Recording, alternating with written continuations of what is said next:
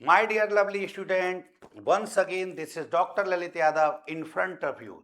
Today I am going to teach you a new topic. Listen to me carefully. Material control. एक chapter होता है cost में, material control, या हम इसको बोल सकते हैं इन्वेंट्री मैनेजमेंट। तो इसका एक स्पेशल क्वेश्चन करने जा रहा हूं। मैं क्वेश्चन को बुक से पढ़ूंगा, आपके इधर क्वेश्चन दे रखा है, आप देख सकते हैं। क्वेश्चन इस प्रकार है, a company has an annual requirement of 5400 units, यानी साल भर की आवश्यकता जो दे रखी है बेटा वो 5400 यूनिट। तो आर हमको मिल गया, तो सबसे पहले क्वेश्चन सॉल्व करने से पहले आप लिखेंगे आर बराबर 5400 यूनिट्स, ये मिल गया आपको। फिर इसी क्वेश्चन में आगे आपसे बोल रखा है बच्चों, थोड़ा और पढ़ें तो, units of an important components, एक पुर्जे की जरूरत है। The price of components is ₹20। तो आपका जो प्राइस है वो कितना है बच्चों, 20 दे रखा है, तो ₹20, मतलब एक पीस 20 रुपए का आ सकता है। यानी टोटल हमको 5400 पीस खरीदने हैं, और एक पीस कितने का आएगा बेटा, इतने का। दो चीज लिख देनी। अब इसमें पेज क्या है, ध्यान से सुनना, अब है खेल, ध्यान से। The relevant inventory cost as follows. बच्चों बहुत सारे खर्चे एक साथ दे रखे हैं। अब उन खर्चों में आपको कॉस्ट ऑफ होल्डिंग और कॉस्ट ऑफ परचेजिंग पहचानने, मतलब कुछ खर्चे परचेजिंग से संबंधित होंगे तो वो तो सीपी की कैटेगरी आएंगे, जैसे हम परचेज कर रहे हैं, ऑर्डर दे रहे हैं, रास्ते में माल आने के खर्चे होंगे, वो तो जाएंगे सीपी में। और जो रख रखाव पे होंगे, जैसे माल आ गया स्टोर रूम में रख रहे हो, उस पर कैपिटल पे इन्वेस्ट कर रहे हो, मैं पढ़ूंगा आपके सामने, वो सब जाएंगे कहाँ पर, सीएच में। तो मैं दो पार्ट कर लेता हूं, जैसे मैंने लिख दिया सीपी में कौन कौन जाएगा और सीएच में कौन कौन जाएगा। ये क्वेश्चन का इंपोर्टेंट पार्ट है, मैं पढ़ता जाऊंगा, पहचान पहचान के यहाँ प्लस करते जाएंगे। जैसे देखो, लिस्ट दे रखी बहुत सारे खर्चों की। पहला खर्चा बोल रखा है expenses of correspondence correspondence and issuing order.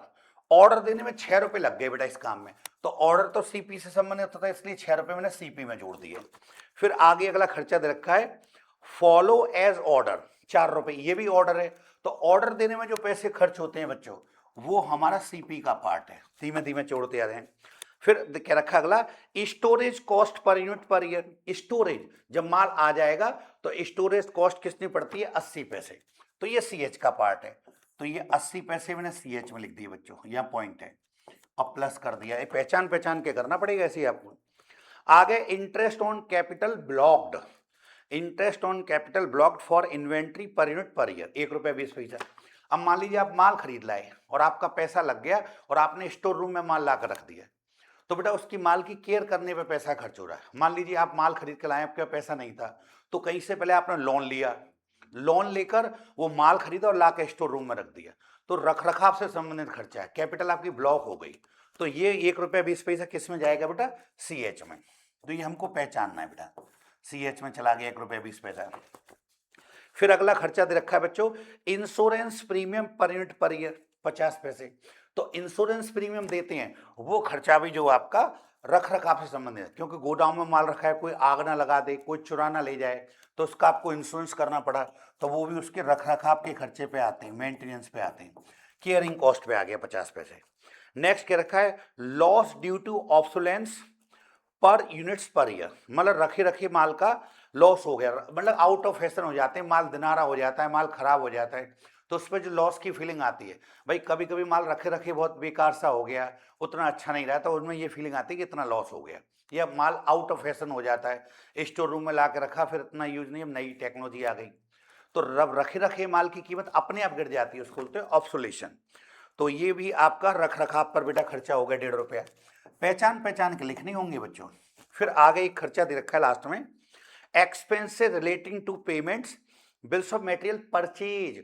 खुद ही कह दिया ₹2 इस पे खर्च होते हैं, परचेज परचेज परचेज ऑर्डर, ऐसे वर्ड यूज हो तो कॉस्ट ऑफ परचेजिंग से, तो वो कितने रुपए बच्चों, ₹2। तो वो सीपी का पार्ट है, मैं यहाँ लिखूंगा। अभी कुछ और क्वेश्चन में पढ़ने लायक रहा नहीं, तो अगर मैं इनका टोटल करूं तो इसका टोटल तो आ रहा है बेटे ₹12। तो आपका सीपी कितना हो गया, टोटल 12। इन सबको जोड़िए, कॉस्ट ऑफ होल्डिंग को तो देखो 80, ₹2 ये हो गए, और ये हो गए आपके 2, तो ₹4 आपके ये आ गए। और मजे की बात क्वेश्चन में देखो पूछा क्या था, लास्ट में उन्होंने कहा है find out cost, ordering cost per order. इसका आंसर 12 रुपए, पहला ठीक आ गया, कॉस्ट ऑफ परचेजिंग आ गया। फिर पूछा था आपसे होल्डिंग कॉस्ट पर यूनिट पर ऑर्डर, तो होल्डिंग कॉस्ट निकालो 4 रुपए। दो आंसर तो यही आ गए बेटा सवाल को सेट करने में। फिर थर्ड नंबर पे उन्होंने पूछा है इकोनॉमिक ऑर्डर क्वांटिटी यानी ईओक्यू, वो हम अभी निकालेंगे।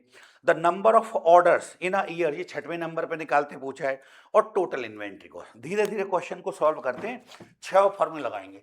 तो अभी मैंने बेटा चारों चीज इकट्ठी करी है इस क्वेश्चन में। आर 5400 यूनिट, हमेशा यूनिट में चाहिए बच्चों। प्राइस आपका दे रखा है ये 20 रुपया, सीपी आपके 12 रुपए आ गए, और सीएच आपका हो गया 4। चलिए चलते हैं नेक्स्ट पेज पे और सॉल्व करते हैं इसको।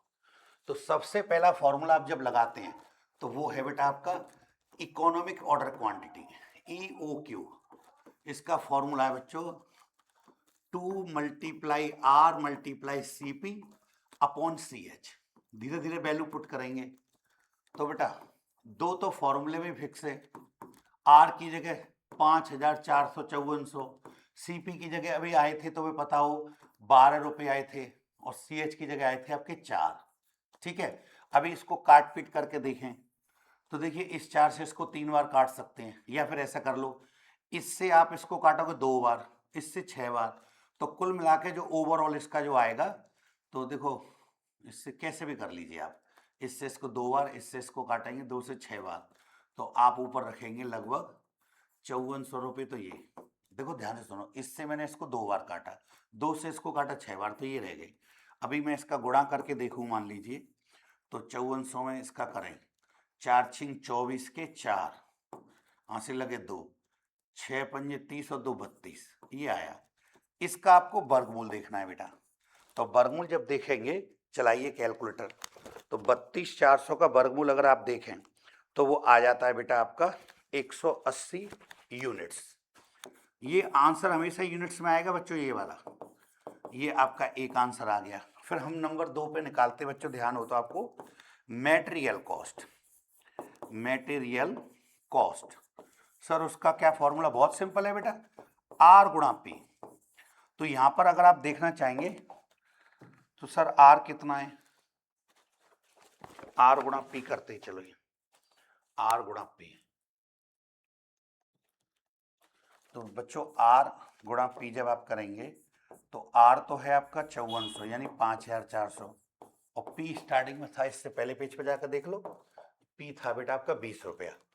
तो 20 से गुणा करेंगे, तो 20 से गुणा करें तो देखो 3 जीरो यूं की तो आ जाएंगी जैसे दिख रही है, 4 दूनी 8 और 5 दूनी 10, तो 1,08,000 ये रुपए में आंसर आया बच्चों, ये आ गया। चलते हैं नेक्स्ट पेज पे बेटा। अभी आपका आ रहा, अब लिखेंगे कॉस्ट ऑफ परचेजिंग मतलब ऑर्डरिंग कॉस्ट, ऑर्डरिंग कॉस्ट। इसमें क्या होगा बच्चों, इसमें फॉर्मूला है आपका आर बटे ई ओ क्यू, आर बटे E O Q multiply C P. ध्यान करो आर था आपका 5400, ई ओ क्यू अभी अभी इससे पहले पेज पे देखो क्या आया था, ई ओ क्यू आया था 180, तो वो 180 हो गया, और मल्टीप्लाई सी पी कितना था बच्चों, इससे पहले पेज पे देख के आते हैं, सी पी था 12 रुपए, तो आप 12 चलिए। अब इनको आपस में काट पीट करें और क्या आता है देखते हैं। तो देखो शायद 18 तिया 54, 18 तिया 54, तो 3 30, 30 का 12 से 12 तिया 36, तो 360 रुपये आ जाएंगे। देखो दोबारा भाई, इससे इसको काटेंगे 3 बार, तो 30 हो गया, 30 का गुणा 12 से, तो 12 तिया 36, ओके 360 रुपये। फिर उसके बाद आगे चलते हैं, फिर लिखेंगे केयरिंग कॉस्ट, केयरिंग कॉस्ट। अरे आप कैलकुलेटर चला के देख लो बेटा।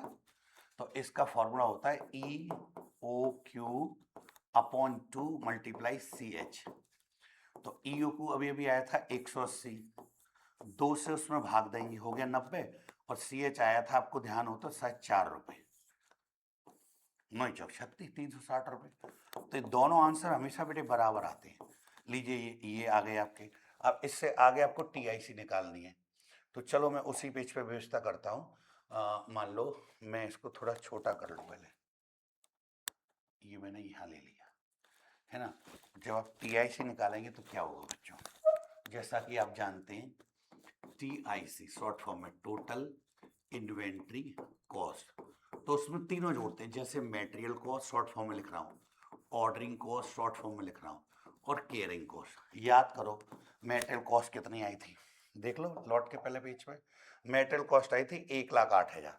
चलते हैं आगे, तो 1,08,000 रुपये तो ये आए हैं, और 360 इसके आए हैं ऑर्डरिंग कॉस्ट के, 360 आए हैं केयरिंग। जब आप इनको जोड़ोगे तो 1,00,000, अच्छा रुपीज का साइन लगा लो सर, पहले मैं लगा देता हूँ बेटा इसमें, तो रुपीज 1,08,000 और ये हो जाएंगे 720, तो 1,08,720 रुपये। आप आंसर देख सकते हो बच्चों बुक में। और लास्ट में एक फॉर्मूला होता है number of orders, number of orders यानी हम कितने ऑर्डर देते हैं। तो आप लोग देखेंगे नंबर ऑफ ऑर्डर, अगर आप देखना चाहेंगे तो बच्चों फॉर्मूला है उसका R/EOQ। EOQ ध्यान करो, R था आपका 5,400 यूनिट और EOQ आया था 180। तो आप जैसे ही 180 का भाग देंगे तो 18×3 = 30, और इसको टाइम बोल देंगे, यानी आपको धीरे धीरे 30 बार में माल खरीदना पड़ेगा। ये था बेटा, क्वेश्चन इजी था। बस इस क्वेश्चन की खास बात क्या थी कि CH और CP दोनों के 8-7 आइटम दे रखे थे, आपको पढ़ पढ़ के पहचानने थे। तो जो भी ऑर्डर देते हैं हम या माल परचेज करने से संबंधित खर्चे, वो तो CP में जाएंगे, और जो माल को लाकर रखने से संबंधित खर्चे थे, मेंटेनेंस करने थे, रख रखाव से थे, इंग्लिश पढ़ने से पता लगती है, तो वो हम लोग CH में करेंगे। ये क्वेश्चन कंप्लीट हो गया। मिलते हैं बच्चों नेक्स्ट वीडियो में। Bye bye.